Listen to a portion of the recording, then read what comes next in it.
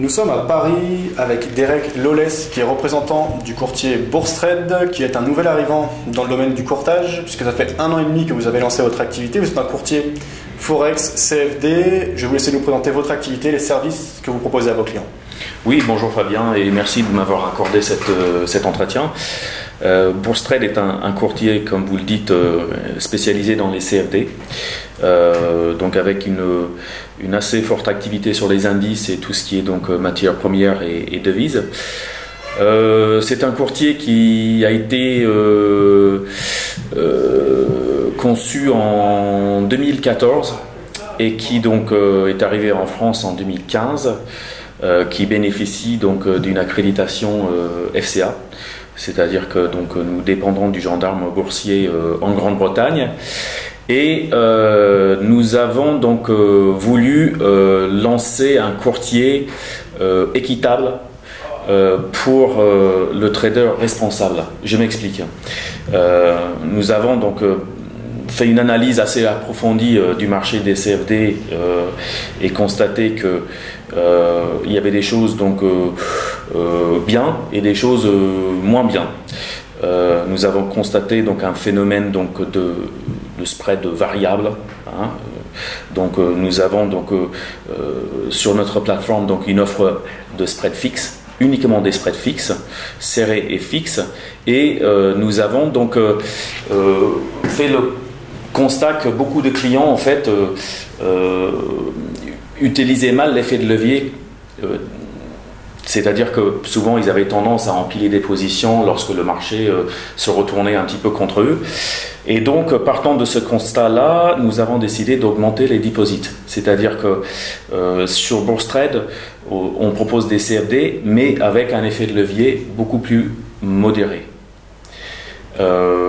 Alors, il y a plusieurs raisons à cela. Donc, l'idée, c'est qu'on ne souhaite pas que nos clients s'envoient en l'air. Hein, et donc,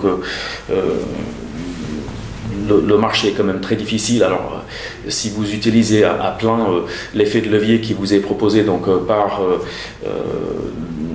la plupart des courtiers en CFD, je pense que vous avez peu de chances de réussir, peu de chances de battre le marché. Si vous utilisez l'effet de levier de manière intelligente, en construisant des petites positions et en respectant donc un certain nombre de règles, the trend is your friend, comme on dit, c'est-à-dire qu'en ne cherchant pas en fait à s'opposer à une tendance qui peut paraître claire dans le marché, à ce moment-là, vous avez donc plus de chances de battre le marché et d'engranger des gains, chose qui est primordiale dans le trading. Bien sûr. Alors, quand on parle d'effet de levier raisonnable, qu'est-ce que c'est d'après vous et quelle est l'offre que vous proposez à ce sujet? Sur les indices sur Bourstrade, nous avons donc abaissé l'effet de levier donc à 30. Donc c'est un effet de levier qui reste important, mais par rapport à l'effet de levier qui existe par ailleurs dans notre secteur, on est sensiblement inférieur. Ailleurs, vous allez retrouver un effet de levier entre 150 et 300. Et nous sommes à 30. Alors, ça reste malgré tout un marché de gré à gré. Hein. Donc, la confiance entre le client et le courtier reste quelque chose de primordial.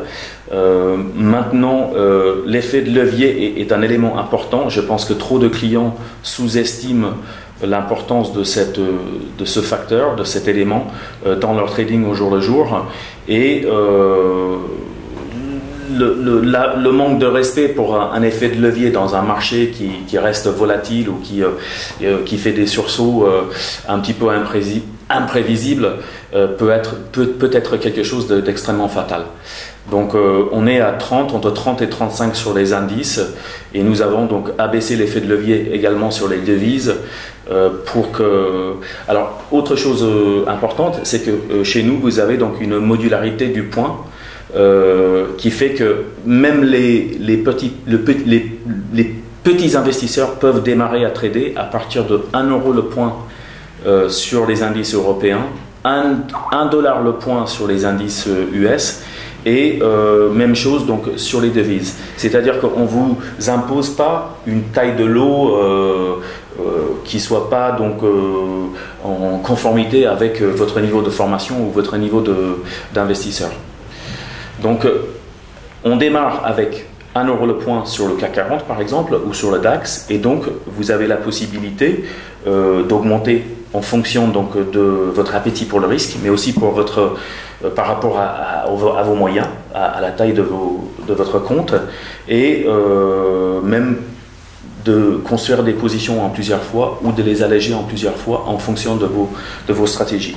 Donc c'est un élément très important, on vous impose pas une taille de lot trop importante par rapport à vos objectifs. Très bien. D'ailleurs, petite parenthèse, vous qui êtes courtier, donc qui avez beaucoup de clients, vous pensez que c'est la clé, justement, un effet de levier mesuré, raisonnable, c'est la clé pour passer de statistiques qui sont plutôt mauvaises quand on regarde les investisseurs particuliers en général, à avoir des résultats meilleurs et à se rapprocher de ce qu'on peut avoir de manière professionnelle sur d'autres marchés plus professionnels comme les futurs, etc. D'après vous, ça c'est la clé, prendre moins de risques, avoir des effets de levier plus faibles, ou il y a d'autres facteurs qui font que les marchés sont durs, et peut-être, est-ce qu'en ce moment on a par exemple beaucoup de volatilité, est-ce que ça joue ça aussi? Alors en ce moment on n'a pas trop de volatilité non plus, hein. On est plutôt sur des niveaux de 13-14 sur le VIX, donc l'indice de la peur comme on l'appelle aux États-Unis, donc on a connu des niveaux très supérieurs. Je pense que la maîtrise de l'effet de levier est un élément fondamental, mais nous encourageons nos clients à poursuivre des formations. Nous, on est capable donc de former nos clients sur l'outil, sur la plateforme, leur expliquer donc comment ouvrir une position, comment placer un ordre, donc tout ce qui est donc on va dire nécessaire pour prendre position sur le marché, mais nous encourageons vivement nos clients à se former, à poursuivre des formations et à aller voir des spécialistes de la bourse, des gens qui ont traversé des crises diverses et variées sur les indices. Dieu sait qu'il y en a eu ces dernières années, pour justement donc relever le niveau et prendre un certain plaisir aussi à ouvrir des positions dans le marché et augmenter donc la probabilité de réussite pour pouvoir engranger des gains. À ce titre, donc nous avons donc un partenariat avec une maison qui s'appelle Perceval Finance. Je connais donc le patron de Perceval, Jean-Louis Cussac, depuis de nombreuses années, et donc nous avons donc une offre spéciale qui s'appelle le trade du jour. Donc nous offrons donc 1 mois de trade du jour à tous nos nouveaux clients, partant du principe où en souscrivant donc à cette offre-là, ils ne spéculent pas tout seuls. Et il n'y a rien de pire dans les marchés financiers que la solitude. J'estime qu'il ne faut pas rester tout seul. Souvent, quand on est tout seul, on fait des bêtises. Mais nous avons donc voulu donc offrir quelque chose, un petit plus à nos clients, pour pas qu'ils soient seuls, et de prendre position dans le marché par rapport à des niveaux, des repères, des niveaux de support, vendre par rapport à des niveaux de résistance, et ainsi augmenter leur probabilité de gain. Pour nous, c'est quelque chose de très important. Donc, il y a l'effet de levier, il y a l'aspect tarifaire aussi. Nous sommes sur 1 point de spread sur le DAX, 1 point sur le CAC 40, 1 point FTSE, 1 point euro-dollar. C'est fixe. Ce sont des spreads fixes. Donc, vous êtes ouvert de quelle heure à quelle heure? Vous calquez sur le futur de 8h à 22h ou... Donc sur les indices donc, CAC et DAX, donc 1 point donc, de 8h à 17h30. Okay. Après 17h30, sur le CAC, on passe à 1,5 jusqu'à 22h. Et autre facteur important, on en parle beaucoup moins en France, mais je pense que si vous allez un petit peu sur les blogs et les forums en Angleterre, vous allez voir que les courtiers qui cotent la nuit ont souvent des problèmes, des clients par exemple qui se font stopper pendant les horaires de fermeture des marchés, et donc nous ne faisons pas de cotation la nuit sur le CAC, ni sur le DAX, ni sur le FTSE, et nous arrêtons la cotation. Je pense qu'entre 8h et 22h, il y a suffisamment de temps et de volatilité en intraday sur un indice pour pouvoir réaliser des opérations à bon compte, et donc nous ne cotons pas la nuit. c'est une règle chez nous. On ne souhaite pas en fait que nos clients nous reprochent d'avoir coté tel ou tel prix la nuit alors que le marché était fermé. Donc c'est une autre petite particularité chez nous. On ne fait pas de publicité. Beaucoup de nos clients nous arrivent par recommandation, ils entendent parler de nous par la bouche à oreille, donc c'est assez flatteur et je m'en réjouis. Très bien. Juste, quand je disais volatilité tout à l'heure, c'était effectivement la volatilité, si on regarde le VIX, etc., est faible, mais par contre en intraday, on a parfois des mouvements vraiment brusques, régulièrement. Enfin, je veux dire, là récemment, bon, on a eu bien sûr le Brexit et l'élection de Donald Trump, c'est assez logique qu'on ait des gros mouvements parce que c'est des événements majeurs. Je me rappelle, il y a quelques mois maintenant, en tout cas plusieurs semaines, on a eu l'affaire un peu Deutsche Bank qui en une journée amène des gros mouvements. C'est plus cette volatilité-là dont je parle. C'est-à-dire qu'en intraday, on a parfois des très gros décalages, même si finalement, si on regarde les cours de clôture, il n'y a pas tant de variations que ça. Ça, est-ce que vous l'observez ou non, pas forcément, vous qui avez une expérience des marchés, est-ce que ça a toujours été le cas? Je l'observe et quand on s'est concentré sur une valeur, on ressent moins l'impact sur l'indice. Il est vrai que sur les CFD, finalement, on a très peu de clients qui tradent sur les valeurs individuelles. Et c'est d'ailleurs quelque chose que je prêche à mes clients. Je trouve qu'on a moins de risques à trader les indices que des valeurs individuelles. Vous pouvez, par exemple, constater la performance du CAC depuis plusieurs mois. Si on retire les événements exceptionnels du style Brexit ou Trump, on a souvent des variations de plus ou moins 1 ou 2% en intraday. Ouais. Donc il y a moyen de prendre position. Si ça ne marche pas, on prend la première porte de sortie si jamais le marché revient. Et donc il ne faut pas hésiter, lorsqu'on s'est trompé de 20 ou 30 points, à prendre la porte de sortie. En revanche, on peut avoir la plus belle valeur de la cote. Cet après-midi, on a vu le titre Vinci dévisser de 19% sur une rumeur. Donc là, en revanche, si vous avez acheté le titre ce matin, avec un effet de levier, vous êtes très mal sur ce type d'annonce. Ouais. Donc moi, j'aurais tendance à vous dire, et c'est quelque chose que je répète souvent à mes clients, c'est que en jouant l'indice, en fait, on a moins de risques de se faire surprendre par un mouvement brutal que sur des valeurs individuelles. Donc je constate chez nous que 95% de notre activité en fait est réalisée à partir d'indices boursiers et de devises. Et on a très peu d'activité sur les valeurs individuelles du CAC 40. Ok, en matière de produits, qu'est-ce que vous proposez? Vous avez présenté donc les indices majeurs européens, américains.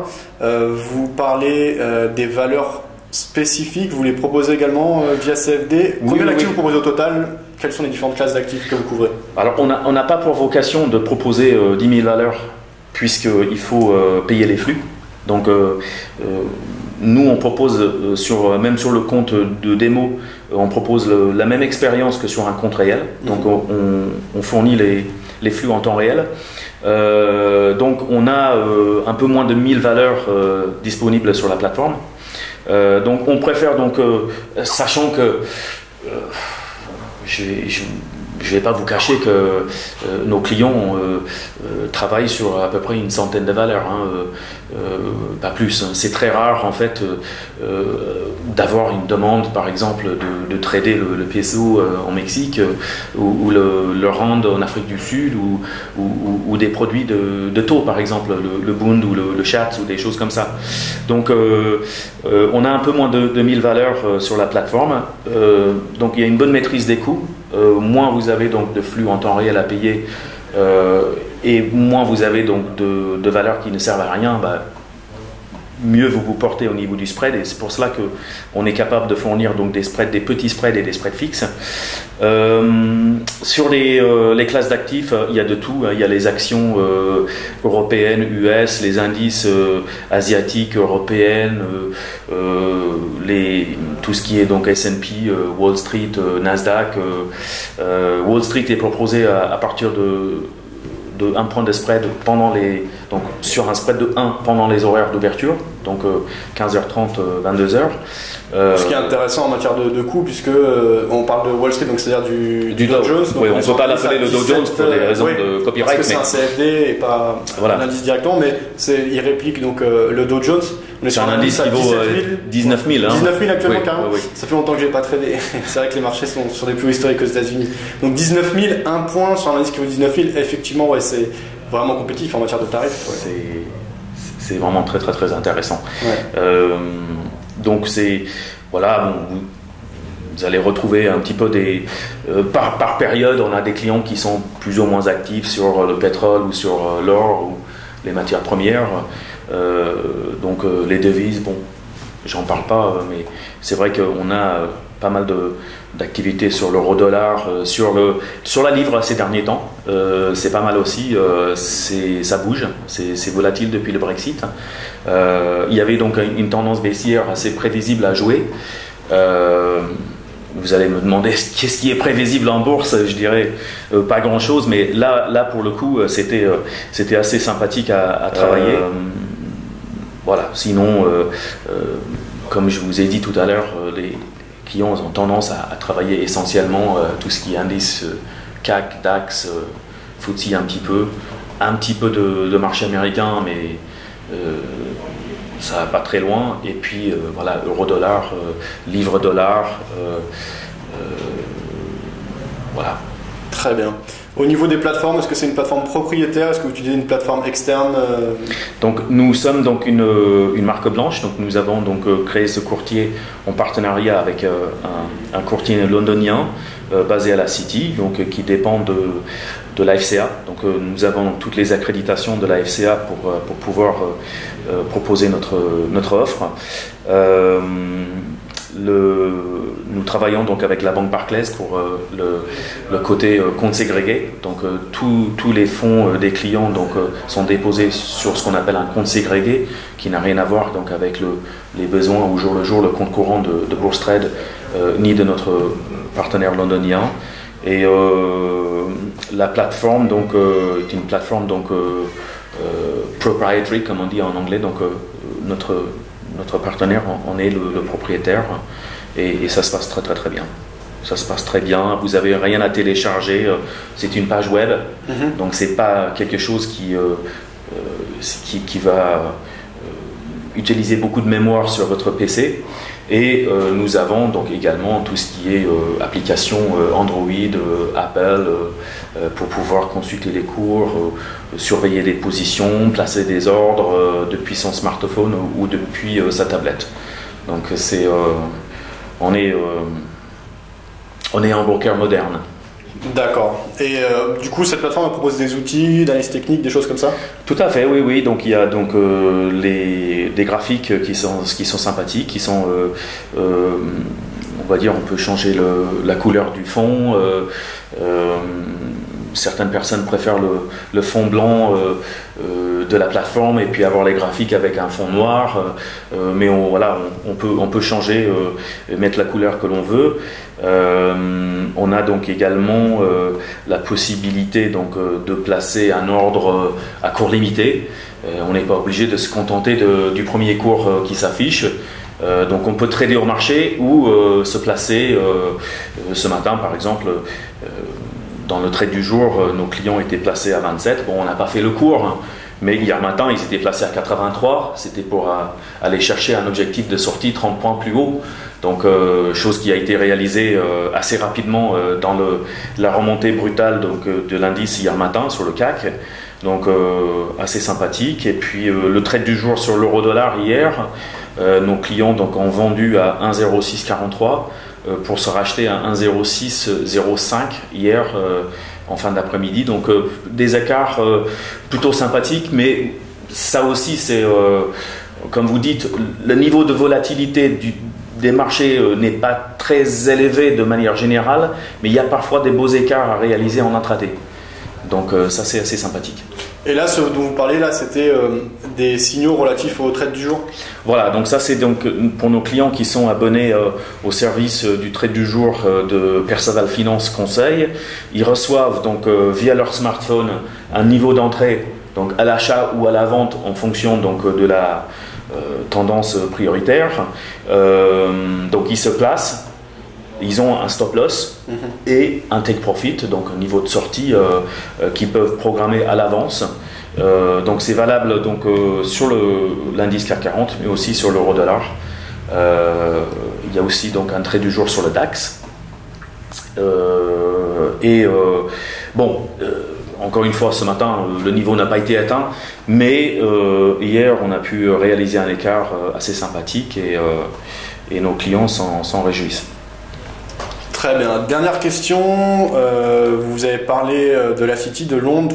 La Grande-Bretagne, pour les CFD, c'est une place vraiment majeure. Est-ce que vous voyez des différences entre le marché britannique et le marché européen, et plus précisément français, dans la manière de trader, dans les clients ou de manière générale dans l'industrie du courtage? Est-ce que vous voyez des différences entre les deux? Oui, il y a des différences importantes.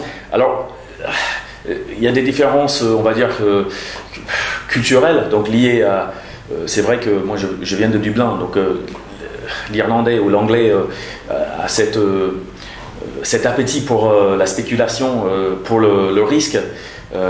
Quand vous allez dans les pays anglophones, vous avez des bookmakers un peu partout qui vous proposent des paris sportifs. Vous avez sur le Royaume-Uni maintenant, je pense, une centaine de courtiers sur les CFD. Vous avez donc une cible de clientèle aussi qui est grosso modo 7 à 8 fois supérieure à ce que nous avons en France, selon les dernières études. Donc c'est une place qui est beaucoup plus importante. Je pense qu'en France, il y a un problème de fiscalité qui fait que les gens se disent bon, si j'arrive à faire des gains, combien je vais laisser dans la poche de l'État, et forcé de constater que en fonction de votre tranche d'imposition, ça peut être jusqu'à 50%. Donc il y a peut-être un frein à la spéculation de ce côté-là aussi. Sinon, je trouve que le CFD comme produit donc, a de nombreux avantages. Moi j'ai des clients par exemple qui s'en servent uniquement pour se hedger, donc qui ont un portefeuille titre ou un PEA, et on est quand même depuis la crise de 2008-2009 sur une 7e, 8e année de hausse consécutive presque. Et donc j'ai des clients par exemple qui vendent le marché via un CFD, mais c'est pour protéger leur portefeuille principal. Ouais. Donc les différences, nous on les connaît. On sait que par exemple sur le Royaume-Uni, son patron ne cotise pas à la retraite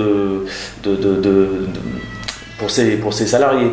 Par exemple, chacun doit plus ou moins se dépatouiller, préparer sa propre retraite. En France, le patron, la société cotise pour la retraite de ses salariés. Donc en fait, la culture financière arrive beaucoup plus tôt chez les gens. C'est une impression que j'ai. Donc du coup, les anglophones sont toujours donc, à la recherche d'une plateforme ou d'un courtier solide qui propose des tarifs sympathiques et qui permet en fait de faire des investissements donc, à bon compte. Et puis ils s'intéressent beaucoup plus vite au marché financier. Ils ont la nécessité en fait de plonger dans le monde des valeurs mobilières beaucoup plus tôt. Mais bon, je trouve que la France est une belle place, Paris est une belle place. Je pense que la fiscalité évolue aussi, peut-être que dans les mois qui viennent, si on a un nouveau président, il y aura peut-être des changements de ce côté-là. Le CFD est un produit qui a de l'avenir à condition de l'utiliser intelligemment, ne pas abuser de l'effet de levier et puis chercher à prendre du plaisir à faire du trading, et je sais que de mon côté, j'ai des clients qui me remercient, qui nous félicitent en fait pour la stabilité de la plateforme, pour l'offre tarifaire qui reste intéressante, même pendant des périodes de forte volatilité. Nous n'avons pas eu à écarter nos spreads pendant le Brexit ou pendant l'élection de Trump. De notre côté, en fait, on avait parfaitement bien maîtrisé la volatilité des marchés à ce moment-là. Très bien, merci Derek pour toutes ces réponses. Si on veut vous retrouver, il y a le site du courtier qui est bourstrade.com, le lien s'affiche sous cette vidéo. Je vous souhaite une bonne fin de journée et on aura peut-être l'occasion de se revoir. Ben, j'espère. Merci beaucoup, à bientôt.